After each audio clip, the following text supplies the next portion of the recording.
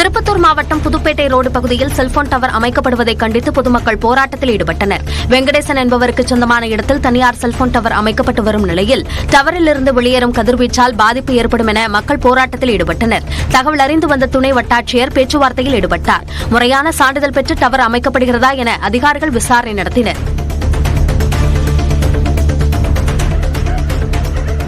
தஞ்சாவூரில் சுற்றித் திரியும் காட்டெருமையால் பொதுமக்கள் அச்சமடைந்துள்ளனர். கோடியம்மன் கோயில், சுங்காத்திடல் உள்ளிட்ட இடங்களில் காட்டெருமை ஒன்று சுற்றித் திரிகிறது. இதனால் பொதுமக்கள், வாகன ஓட்டிகள் அச்சமடைந்து வருகின்றனர். இதற்காக 4 தனிப்படைகள் அமைத்து காட்டெருமையை தேடும் பணியில் வனத்துறையினர் ஈடுபட்டு வருகின்றனர். தற்போது காட்டுத்தோட்டம் என்ற இடத்தில் காட்டெருமை சுற்றித் திரிவதாக தகவல் கிடைத்துள்ளது. காட்டெருமை தஞ்சைக்கு வந்தது எப்படி என்று வனத்துறையினர் விசாரணை நடத்தி வருகின்றனர்.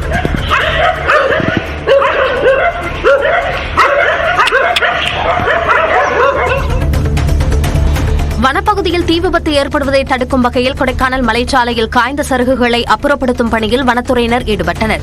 கடந்த சில தினங்களாக கொடைக்கானலில் கடும் வெப்பம் பதிவாகி வருகிறது. இதன் காரணமாக ஆங்காங்கே தீ விபத்து ஏற்படும் சூழல் ஏற்பட்டுள்ளது.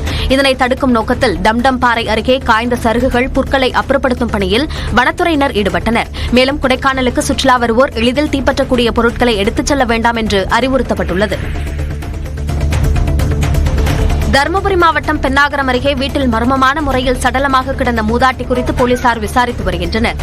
தோட்டம்புதூரைச் சேர்ந்த பத்மாவதி நீண்ட நேரமாகியும் வெளியே வராததால் உள்ளே சென்று பார்த்தபோது சடலமாக கிடந்துள்ளார். பத்மாவதி அணிந்திருந்த நகை கொள்ளை போனதாக கூறப்படும் நிலையில் நகைக்காக கொலை நடந்ததா என போலீசார் விசாரித்து வருகின்றனர்.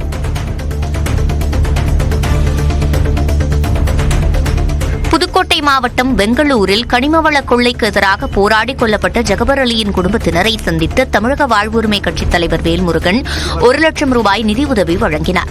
ஜகபர் அலியின் வீட்டிற்கு சென்ற தவாக தலைவர் வேல்முருகன் அவரது உருவப்படத்திற்கு மலர் தூவி மரியாதை செலுத்தினார். தொடர்ந்து குடும்பத்தினருக்கு ஆறுதல் கூறி 1 லட்சம் ரூபாய்க்கான காசோலையை வழங்கினார். கோடை வெயிலின் தாக்கத்தை குறைக்க கன்னியாகுமரி மாவட்டத்தின் திருப்பரப்பு அருவியில் சுற்றுலா பயணிகள் உற்சாக குளியல் போட்டனர். விடுமுறை தினத்தையொட்டி தமிழ்நாடு மட்டுமின்றி அண்டை மாநிலமான கேரளாவிலிருந்தும் சுற்றுலா பயணிகள் வருகை அதிகரித்ததால் அருவி பகுதியில் கூட்டம் அதிகரித்து காணப்பட்டது.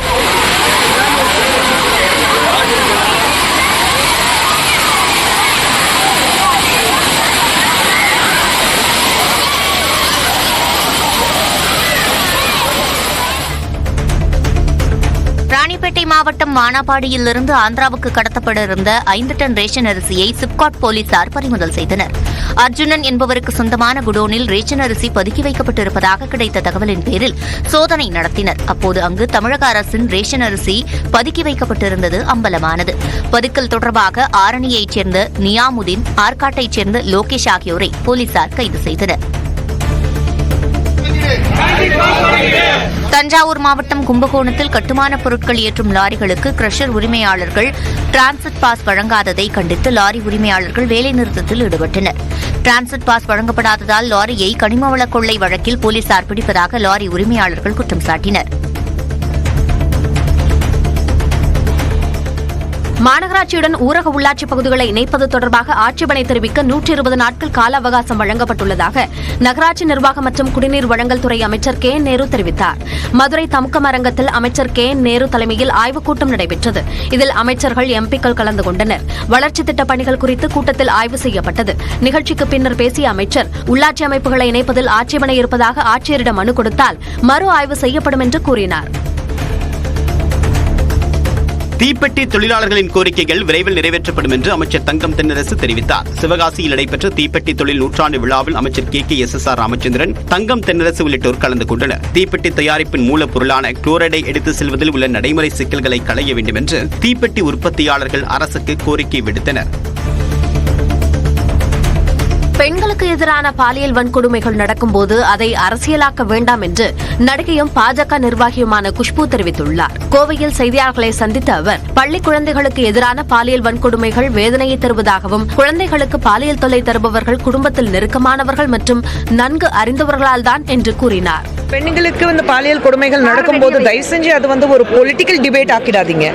எந்த மாநிலத்தில் யார் ஆட்சியில எது நடந்தது, பெண்களுக்கு ஒரு பாலியல் கொடுமைனா அது எப்படி தடுக்க முடியும், அதுதான் பார்க்கணும். புதுச்சேரி அருகே திருபுவனை கிராமத்தில் உணவகம் மீது நாட்டு வெடிகுண்டு வீசப்பட்ட சம்பவம் பரபரப்பை ஏற்படுத்தியது. புதுச்சேரி விழுப்புரம் தேசிய நெடுஞ்சாலையில் திருபுவனை கிராமத்தின் 4 முனை சந்திப்பில் உள்ள உணவகத்தின் மீது இருசக்கர வாகனத்தில் வந்த இருவர் நாட்டு வெடிகுண்டை வீசிவிட்டு தப்பிச் சென்றார். இது தொடர்பாக காவல்துறையினர் விசாரணை மேற்கொண்டு வருகின்றனர். மின்சார ரயில் என்ஜின் கண்டுபிடித்து நூற்றாண்டு நிறைவை ஒட்டி அரக்கோணத்தில் லோகோ ஷெட் பணியாளர்கள் பைக் பேரணி நடத்தினர். புளியமங்கலத்தில் உள்ள ஏசி லோகோ ஷெட்டில் இருந்து தொடங்கிய பேரணி அம்பேத்கர் நகர் பழைய பேருந்து நிலையம் வழியாக ரயில்வே பொறியாளர் பணிமனையை சென்றடைந்தது.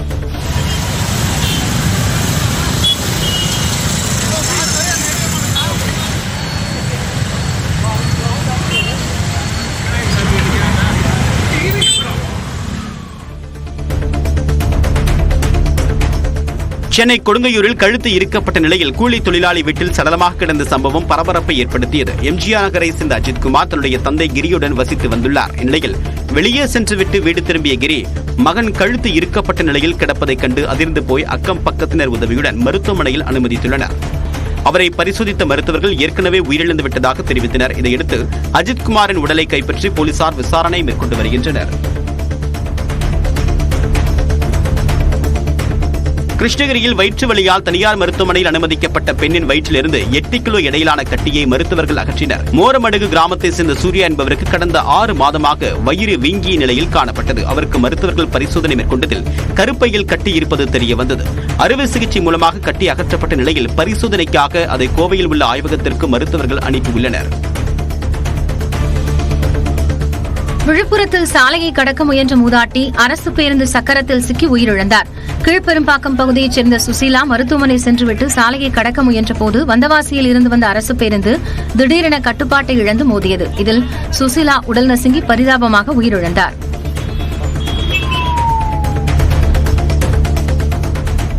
வாடிக்கையாளர்களை ஈர்க்க வியாபாரிகள் தள்ளுபடிகள் அறிவிப்பது வழக்கமான ஒன்றுதான். ஆனால் மகாராஷ்டிரா மாநிலம் நாக்பூரை சேர்ந்த பானிபுரி வியாபாரி வழங்கி வரும் வித்தியாசமான ஆஃபர் அனைவரது கவனத்தையும் ஈர்த்துள்ளது. அதாவது இவரிடம் 99,000 கொடுத்து சப்ஸ்கிரைப் செய்தால் வாழ்நாள் முழுவதும் பானிபுரியை இலவசமாக சாப்பிட்டுக் கொள்ளலாம். இது மட்டுமின்றி 151 பானிபுரிகளை ஒரே மூச்சில் சாப்பிட்டால் 21,000 ரூபாய் பரிசு தருவதாகவும் தெரிவித்துள்ளார். இதனால் போட்டிக்கு நாங்களும் வரலாமா என்ற பாணியில் இளைஞர்கள் திரண்டு வருகின்றனர். பிரிட்டன் முன்னாள் பிரதமர் ரிஷி சுனக் ஆக்ராவில் உள்ள தாஜ்மஹாலை குடும்பத்தினருடன் பார்வையிட்டார். இன்போசிஸ் நிறுவனர் நாராயணமூர்த்தியின் மருமகனான ரிஷி சுனக் 2022ஆம் ஆண்டு முதல் பிரிட்டன் பிரதமராக பதவி வகித்து வந்தார். தேர்தல் தோல்விக்கு பொறுப்பேற்று கடந்த ஆண்டு தனது பதவியை முன்கூட்டியே ராஜினாமா செய்தார். இந்நிலையில் இந்தியா வந்து தாஜ்மஹாலை பார்வையிட்ட அவர் விருந்தினர் புத்தகத்தில் கையெழுத்திட்டார். ரஷ்யாவில் தெற்கு சைபீரியாவில் உள்ள அல்தாய் குடியரசில் சக்தி வாய்ந்த நிலநடுக்கம் ஏற்பட்டது. காலை 9 மணி அளவில் உணரப்பட்ட இந்த நிலநடுக்கத்தால் கட்டடங்கள் குலுங்கின. இதனால் அச்சமடைந்த பொதுமக்கள் வீதிகளில் திரண்டனர். ரிக்டர் அளவுகோலில் 6.4 நிலநடுக்கம் பதிவானது. எனினும் உயிரிழப்புகள் எதுவும் பதிவாகவில்லை என அந்நாட்டு அதிகாரிகள் தெரிவித்தனர். உள்நாட்டில் பிறந்த முதல் இரட்டை பாண்டா குட்டிகளுக்கு பெயரிடும் போட்டி ஹாங்காங் உயிரியல் பூங்காவில் தொடங்கியுள்ளது.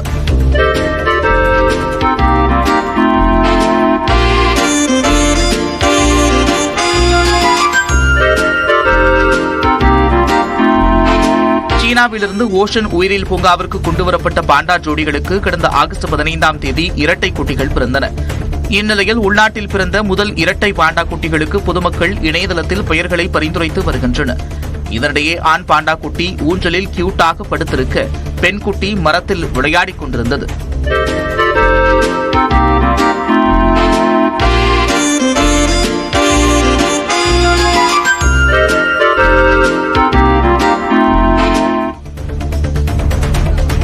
ஹைட்ரஜன் பலூன்கள் வெடித்த விபத்தில் நேபாள துணை பிரதமர் போக்ரா பெருநகர மேயர் ஆகியோர் தீக்காயமடைந்தனர்.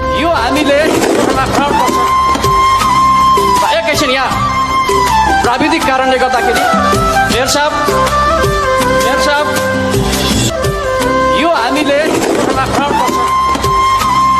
एकैछिन यहाँ प्राविधिक कारणले गर्दाखेरि मेयर साहब நேபாளம் நாட்டின் போக்ராவில் சுற்றுலா ஆண்டு தொடக்க விழா வெகு விமர்சையாக நடைபெற்றது. இவ்விழாவில் துணை பிரதமரும் நிதியமைச்சருமான விஷ்ணு பிரசாத் பௌடேல், போக்ரா பெருநகர மேயர் தன்ராஜ் ஆச்சாரியா உள்ளிட்டோர் பங்கேற்றனர். அப்போது வரவேற்புக்காக வைத்திருந்த ஹைட்ரஜன் பலூன்கள் திடீரென தீயில் பட்டு பயங்கரமாக வெடித்தன. இதில் நேபாள துணை பிரதமர், போக்ரா மேயர் தீக்காயமடைந்தனர். இருவரும் மருத்துவமனையில் அனுமதிக்கப்பட்டு சிகிச்சை பெற்றனர்.